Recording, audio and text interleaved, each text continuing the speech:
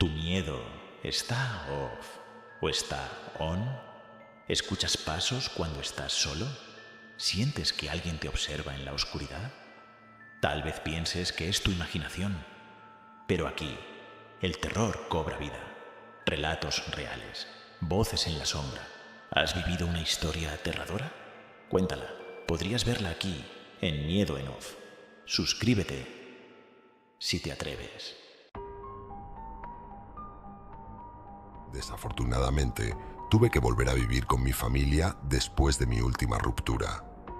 Él y yo estábamos viviendo juntos en un apartamento en Boston que habíamos alquilado. Un pequeño consejo: nunca firmes un contrato de alquiler con alguien con quien acabas de empezar una relación. Él no era la persona que yo pensaba que era. Mis padres viven en el oeste de Massachusetts. Si alguna vez has estado en Massachusetts, sabrás que cuanto más al oeste vas, más rural se vuelve todo. No soy muy de campo. Me gusta vivir en una ciudad grande o cerca de ella, especialmente ahora que sigo en mis 20. La zona donde viven mis padres es súper aburrida. Espero estar aquí solo temporalmente, hasta que pueda encontrarme otro apartamento que pueda pagar yo sola. Eso sí, pienso mantenerme lejos de Boston por ciertas razones. Tuve que volver a trabajar en el centro de atención urgente donde ya había trabajado antes de mudarme. Me recibieron de nuevo con entusiasmo, aunque solo fuera de manera temporal hasta que volviera a mudarme. La desventaja de este trabajo es que suelo tener turnos en horarios poco deseables, es decir, turnos nocturnos. Aunque los turnos son fáciles, son aburridos y me destrozan el horario de sueño y mi vida social. Aunque, siendo sinceros, tampoco es que haya mucha vida social por aquí. Después de mis turnos, a veces paro a comprar algo para lo que sería mi cena, normalmente comida para llevar, porque a esas horas no hay mucho abierto. Esta mañana salí del trabajo a las 4 de la madrugada. Hay una cafetería de bagels que abre a esa hora y sirve muchos tipos de comida, así que paré allí para comprarme un bocadillo de pollo y una ensalada. Iba a comerlo al llegar a casa. También tuve que parar a echar gasolina. Paré en una gasolinera Shell local, una de las pocas abiertas a esas horas, que estaba de camino a casa. El aparcamiento de esa gasolinera es enorme, pero casi nunca ves otros coches allí, ni siquiera de día. Entré para pagar en efectivo y ahorrar algo de dinero. Cuando volví fuera, había otro coche en uno de los surtidores. Era un sedán azul. Un tipo salió del coche justo mientras yo caminaba hacia el surtidor. Mientras empezaba a repostar, vi que él también comenzaba a hacerlo. Supongo que había bloqueado el mango de la manguera para que la gasolina siguiera fluyendo sola, porque se acercó caminando hacia mi lado y me dijo: ¿quieres ver un truco divertido? Inmediatamente odié esta interacción. Aún así, no sé por qué, le pregunté: ¿qué truco? Entonces, empezó a hacer ese viejo y estúpido truco de fingir que se saca el dedo doblándolo hacia abajo con la otra mano. Seguía mirando hacia sus manos y luego hacia mí con una expresión sarcástica, como si supiera que lo que hacía era ridículo. Pero, sinceramente, no podía estar segura. Solté una risa falsa para ver si se iba, pero no paró.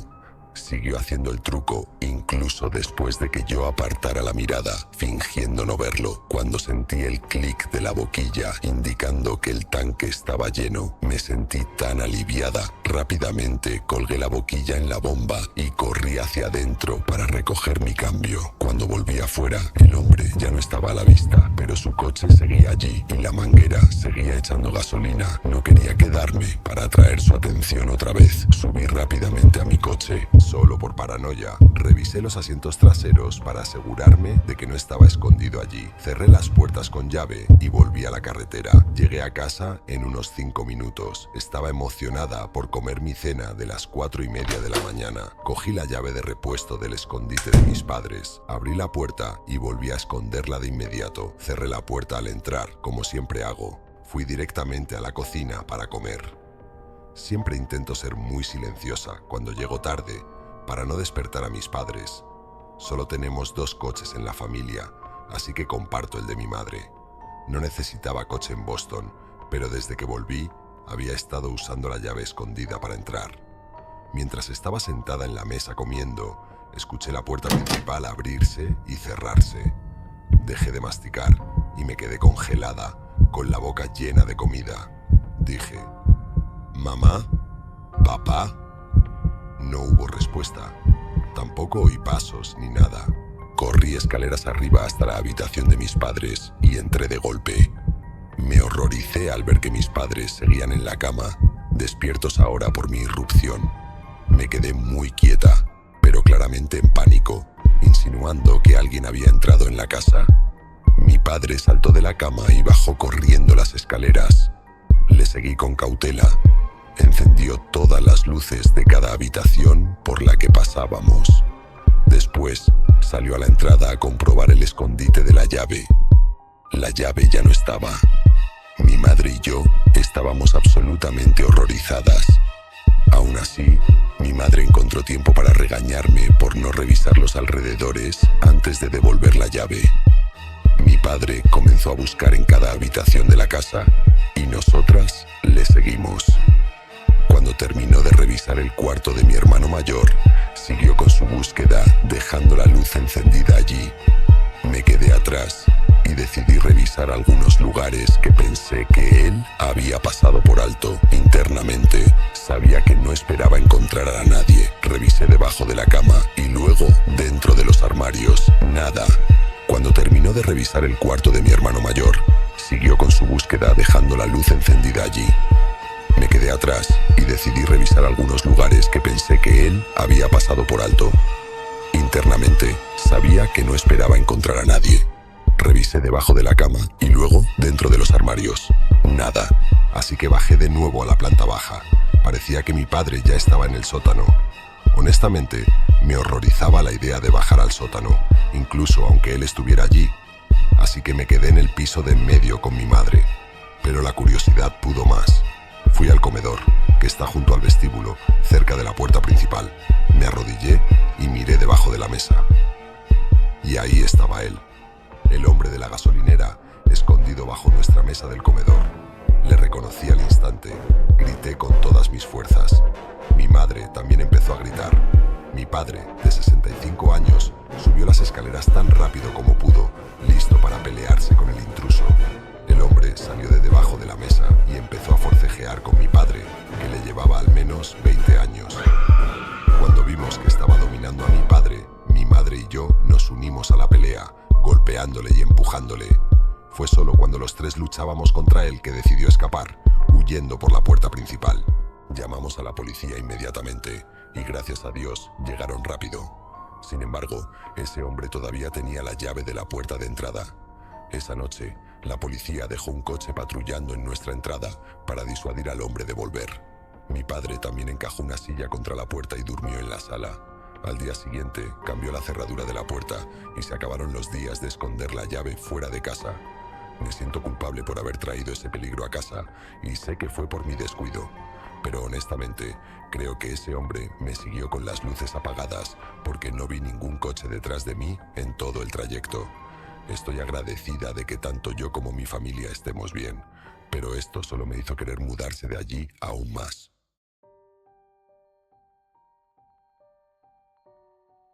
Me gusta conducir por la noche. No hay nada que odie más que quedarme atascado en el tráfico. Soy de Nueva York, concretamente de Long Island, y créeme, el tráfico allí puede ser infernal. Mi hermano vive en Florida y suelo visitarle bastante a menudo. Son muchas horas de viaje, a veces hasta 18, dependiendo de cuándo salgas. Por eso, suelo salir muy temprano, tipo 2 de la madrugada, para evitar el caos de la ciudad. Ese jueves por la mañana no fue diferente. Salí a las 2 de la mañana, pasé por un Dunkin' Donuts para comprarme un café y me preparé mentalmente para el trayecto. No estaba volando a Florida porque iba a quedarme allí un mes entero y no quería depender de mi hermano para que me llevase a todos lados. Una vez que salí de Long Island, todo fue como la seda. Tomas la autopista I-95 y la sigues hasta el sur. Simple. Pero a eso de las 4 de la mañana empecé a tener hambre.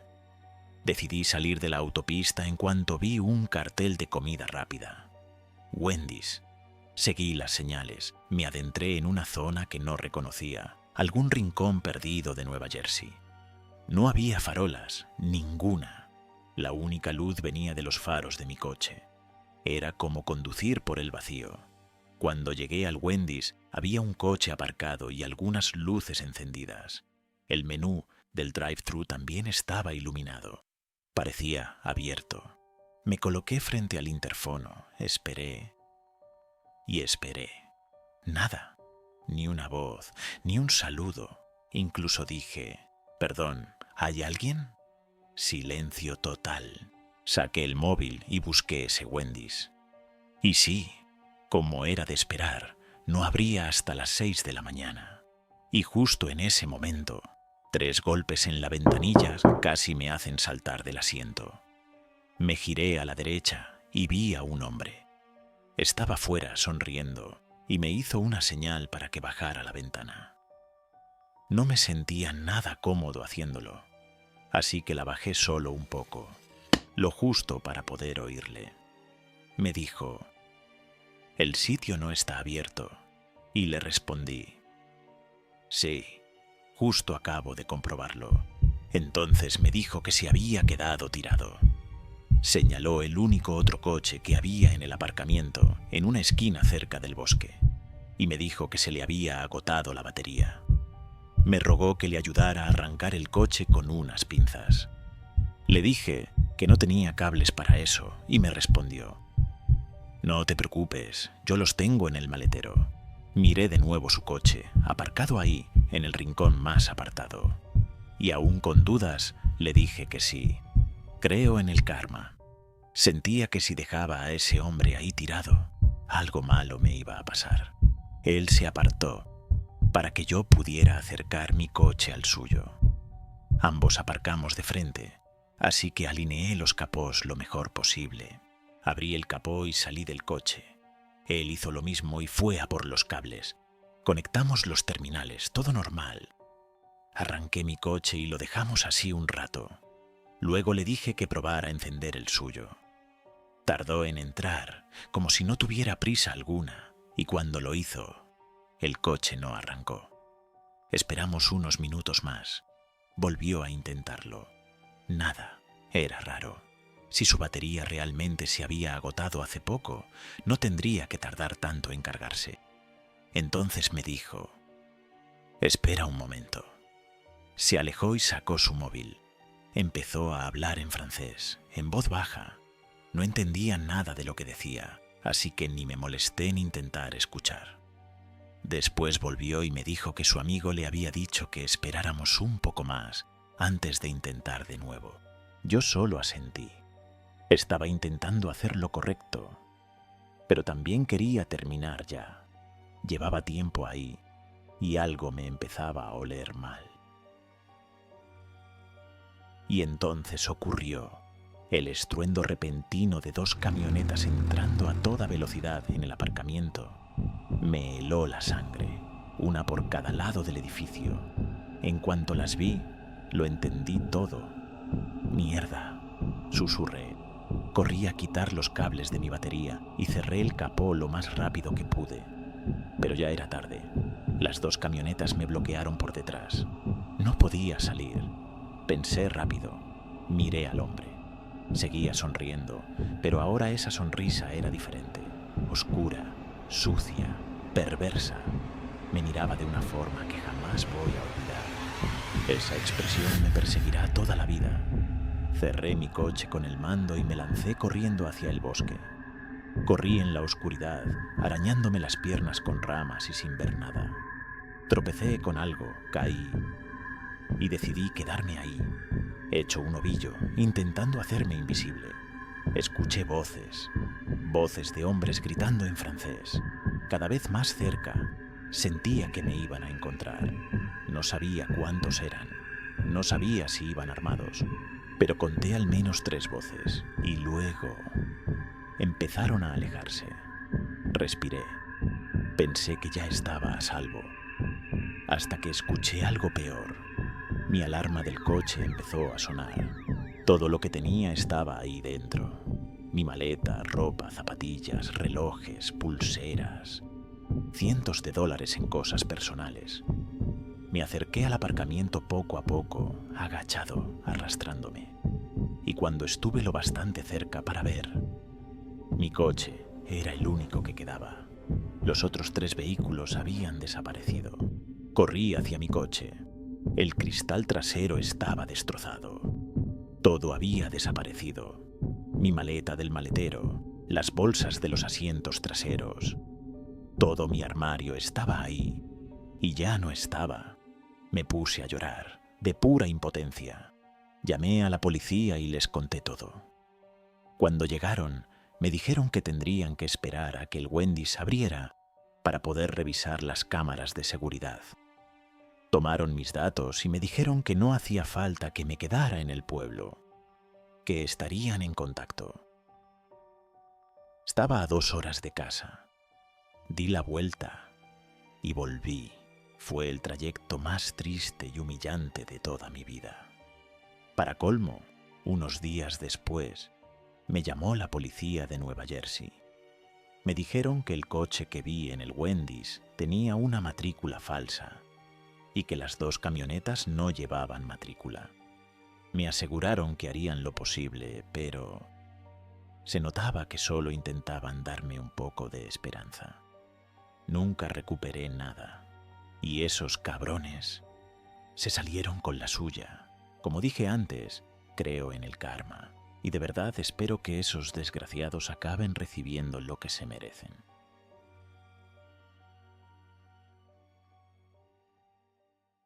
Todos hemos hecho algún viaje largo en coche, ¿verdad? Y seguro que más de una vez hemos visto esos carteles azules de área de descanso, preguntándonos si podríamos aguantar 20 minutos más, o si ya tocaba parar para estirar las piernas o ir al baño. A veces tienes suerte y te toca una de esas áreas grandes, con edificios enormes, comida, máquinas expendedoras. Pero la mayoría de veces, según por dónde circules, te topas con una de esas minúsculas. Solo un edificio pequeño con aseos y poco más. En mi caso, estaba haciendo un trayecto bastante largo, unas 15 horas al volante, y gran parte del viaje era de noche. No diré exactamente de dónde a dónde, porque tampoco creo que importe. Solo diré que estaba en un rincón bastante apartado del este de Estados Unidos. Era muy tarde. Estaba intentando avanzar lo máximo posible del tirón. Apenas había coches en la carretera, era raro ver a alguien a esas horas. Y claro, llegó ese momento incómodo. Necesitaba ir al baño y no podía parar de moverme en el asiento. Llevaba demasiado tiempo sentado.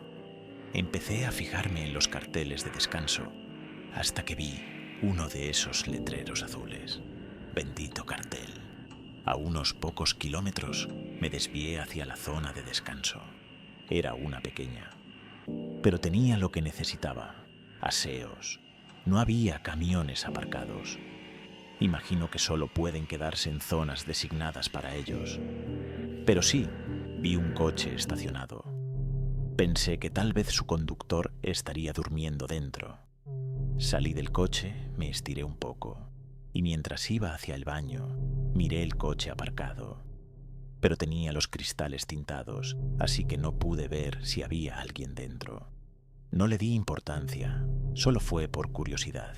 Entré al baño y lo que vi me dejó frío. Había un hombre de pie en una esquina del baño, con la cabeza baja y de espaldas a mí. Primero pensé que estaba usando el urinario, pero enseguida me di cuenta de que ni siquiera estaba orientado hacia el más cercano. Estaba, literalmente, mirando a la pared. Me quedé paralizado. Dudé en decirle algo. Estuve a punto de preguntar: ¿estás bien? Pero no sé, era demasiado extraño. Tuve que acercarme a él para llegar al cubículo y sinceramente me daba mal rollo acercarme tanto. intenté no mirar mucho y mantener una actitud normal. Entré al compartimento, cerré la puerta, pero no podía hacer nada.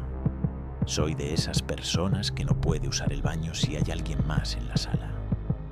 Y encima, aquel silencio absoluto lo hacía todo más incómodo. Estuve 1 minuto ahí dentro, intentando orinar. Pero nada. Aún así, tiré de la cadena y salí. Y entonces vi que el hombre se había girado. Seguía en el mismo lugar, pero ahora me estaba mirando directamente. Pude verle la cara. Y no era una cara cualquiera. No suelo juzgar el aspecto de nadie. Pero ese hombre tenía el rostro más inquietante que he visto en mi vida. Había algo raro, sobre todo en sus ojos. Esa expresión vacía, ese vacío en la mirada. Llevaba más de 10 horas sin hablar con nadie. No sabía cómo reaccionar. Solo me di la vuelta y salí de ahí rápidamente. Subí al coche y arranqué sin perder tiempo. Mientras daba marcha atrás, lo vi en el retrovisor. Venía caminando hacia mí. Aceleré y salí disparado de allí. Volver a la autopista fue un alivio, pero no completamente. Seguía necesitando ir al baño. Pensé, unos 20 minutos más y paro en la siguiente. Y así fue. A los 20 minutos vi otra área de descanso, muy parecida a la anterior, pero esta vez no había nadie. Gracias a Dios, aparqué justo delante del baño y corrí al cubículo. Y esta vez, sí, por fin pude relajarme. Pero mientras me estaba abrochando el pantalón, escuché pasos. Pensé que se detendrían en uno de los urinarios, pero número. Se acercaron hasta la puerta del cubículo y se detuvieron ahí. Vi unos zapatos a través del hueco inferior. Estaban justo frente a mí. Lo primero que pensé fue: es el mismo hombre. Me ha seguido. Mi ansiedad social me bloqueó. No sabía qué hacer, hasta que al final logré reunir valor y dije en voz alta: «¿Hay alguien aquí dentro?». Nadie respondió. Ahí supe que estaba en problemas. Saqué el móvil, marqué el 911 y puse el altavoz, asegurándome de que el hombre escuchara.